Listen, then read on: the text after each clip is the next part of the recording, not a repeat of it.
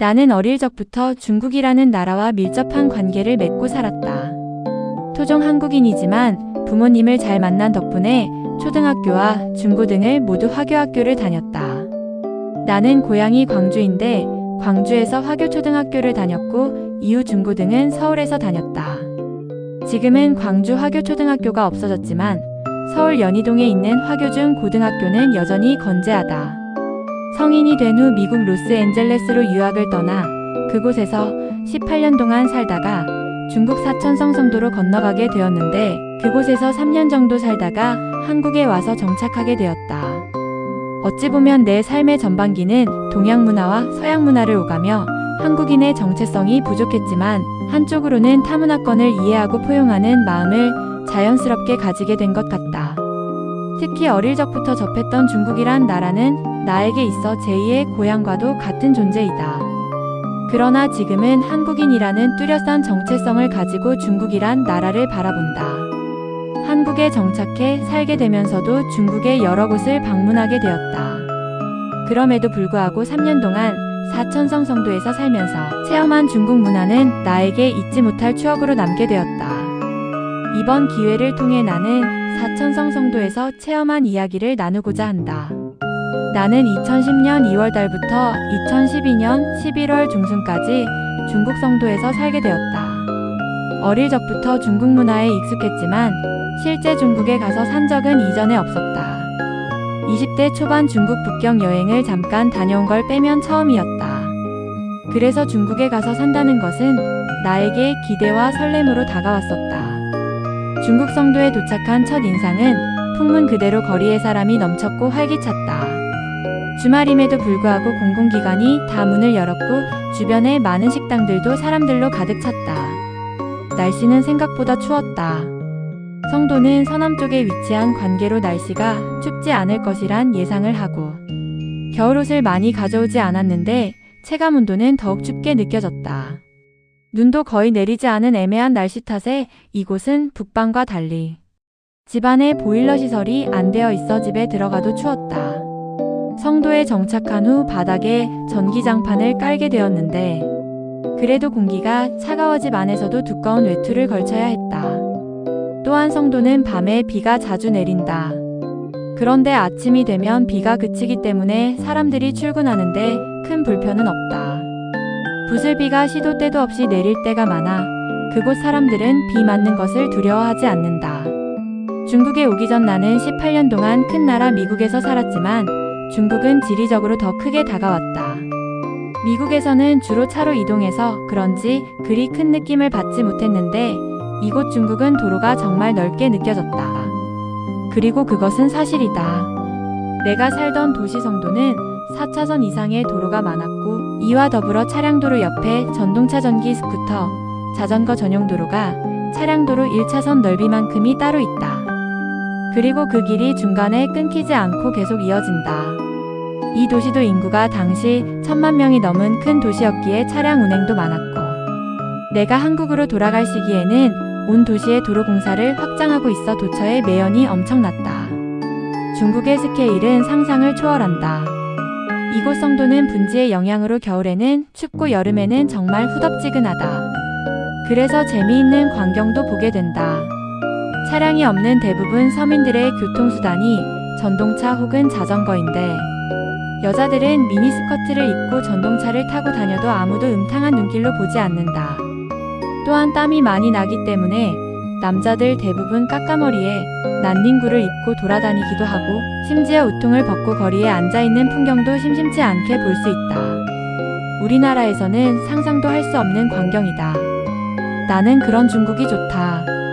남시선 신경 쓰지 않고 남에게 해를 끼치지 않는 선에서 자유롭게 행동해도 전혀 방해받지 않은 그런 곳이 너무 좋다. 그리고 전동차끼리 부딪힌 경우에도 서로 많이 다치지 않았으면 아무 일 없었던 것처럼 서로 그냥 다시 자기 갈 길을 간다. 우리나라 상황이었더라면 서로 연락처를 교환하고 보험회사를 부르고 사진을 찍는 등 온갖 난리를 피웠을 것이다. 중국에 사는 동안 신기하다고 느낀 점이 또 있는데 그것은 중국인들이 신호등을 건널 때였다. 중국 사람은 횡단보도에서 길을 건널 때 신호등이 파란불로 바뀌기 전에 미리 건너간다. 그래서 지나가는 차들은 파란불임에도 당당히 가지 못하고 횡단보도를 지날 때면 사람들을 피해가며 간다. 그것을 제지할 경찰은 어디에도 없다.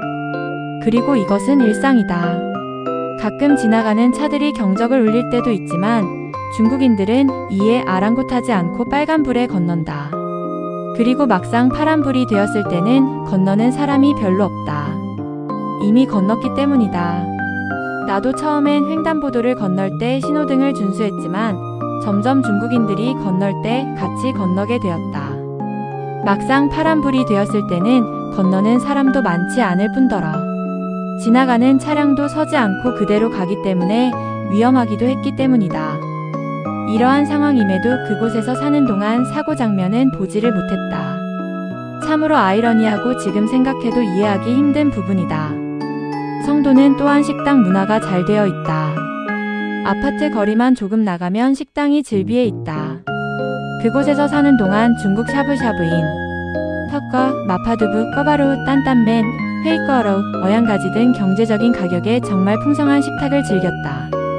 식당 문화가 너무 잘 되어 있기 때문에 중국 아파트의 주방은 정말 작다.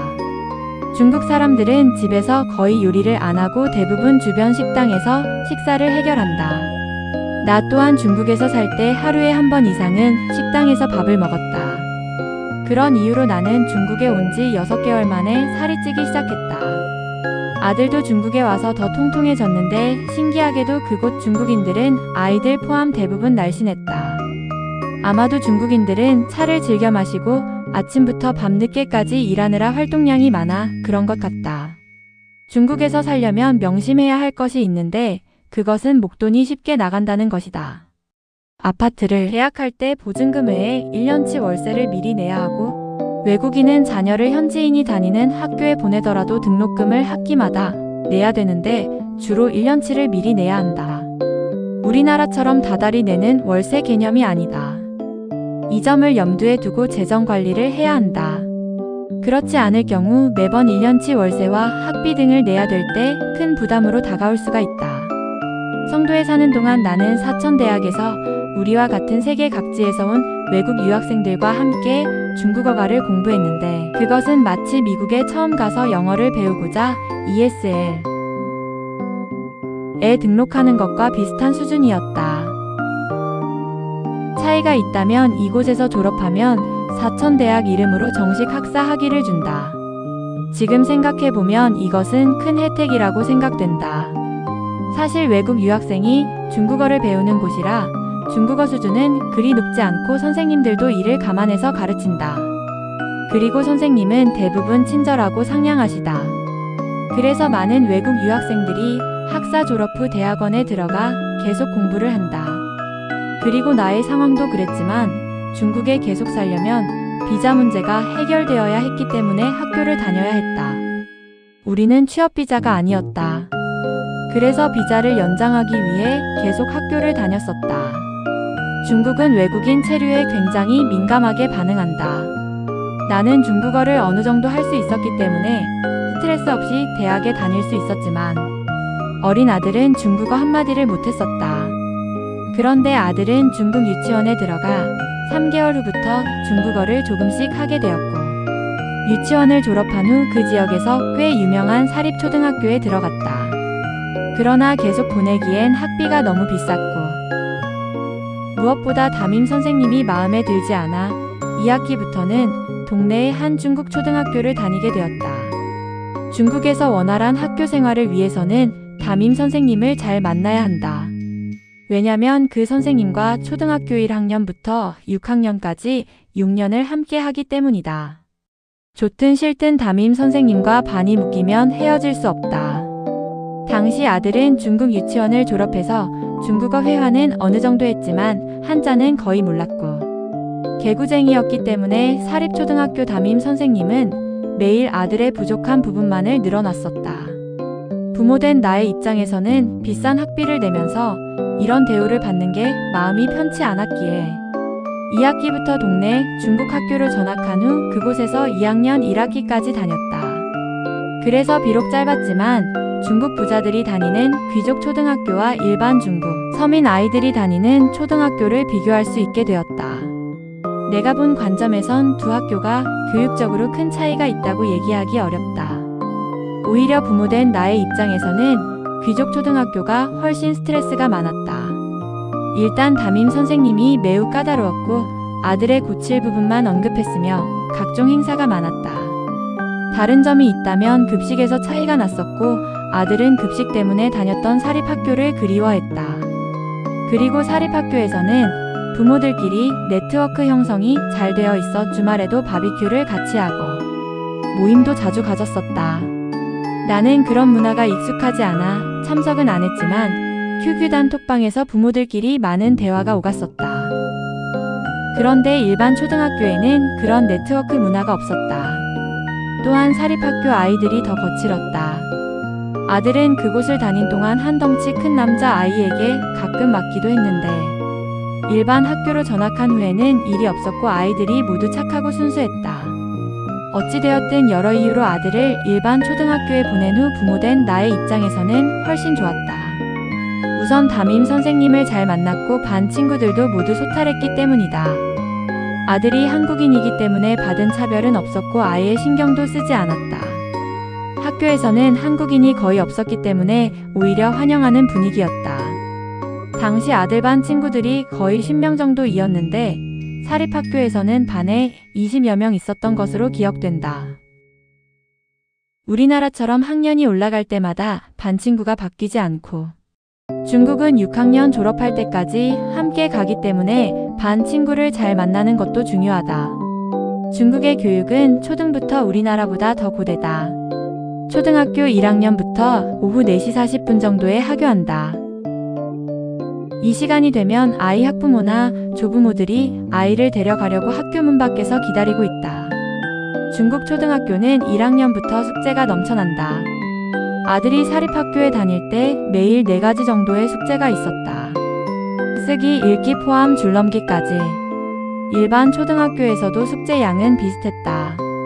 아들이 유치원 졸업반이 되었을 때부터 유치원 선생님들은 한자에 대해 집중적으로 가르친다. 중등, 고등으로 올라갈수록 경쟁은 더욱 치열해진다. 중국인들은 소시적부터 거듭된 훈련을 받아서 그런지 이런 교육 문화에 순응하는 분위기다.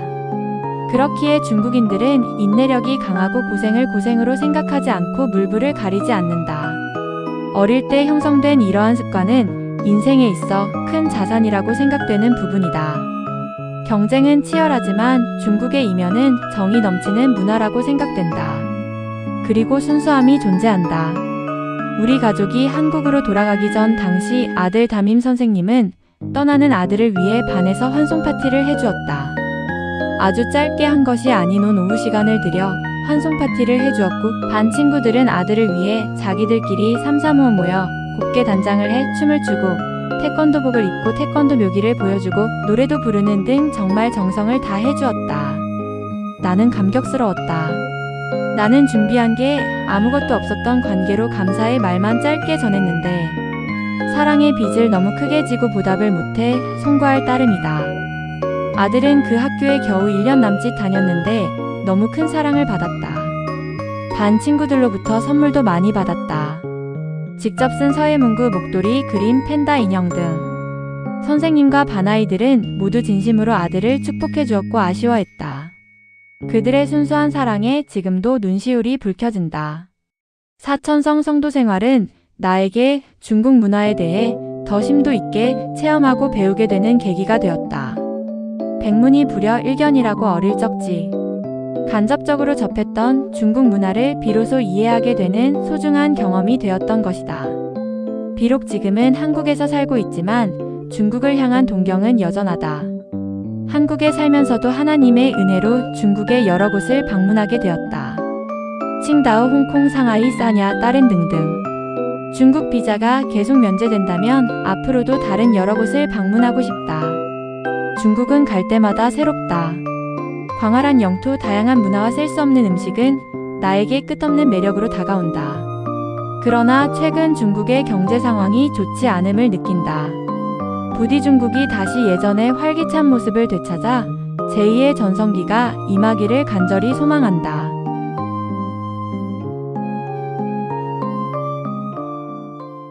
저자는 어릴 적부터 화교학교에서 교육을 받으며 중국 문화와 밀접한 관계를 가지게 되었고 결국 성도에서 3년을 보냈습니다.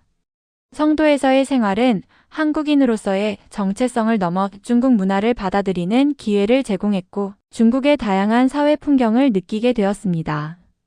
중국에서의 경험은 기대감과 흥분으로 시작되었고 성도에서의 날씨와 교통 문화는 문화 충격으로 남아 있습니다.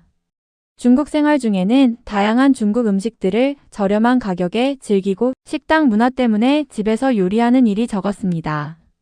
중국에서 외국인이 살면서 가장 중요한 점은 재정 관리이며 전반적으로 중국 문화에 적응하는 과정이 중요했습니다. 저자는 사천대학교에서 중국어를 배우며 국제적인 유학생들과 소통했고 아들은 유치원을 통해 중국어를 익혀가게 되었습니다. 아들은 중국 초등학교에 전학했는데 담임 선생님과 친구들 덕분에 학교 생활이 훨씬 편해졌다고 해요. 사립학교와 일반 초등학교의 교육 방식은 큰 차이가 없지만 사립학교에서의 스트레스를 아들은 잊지 못했다고 해요.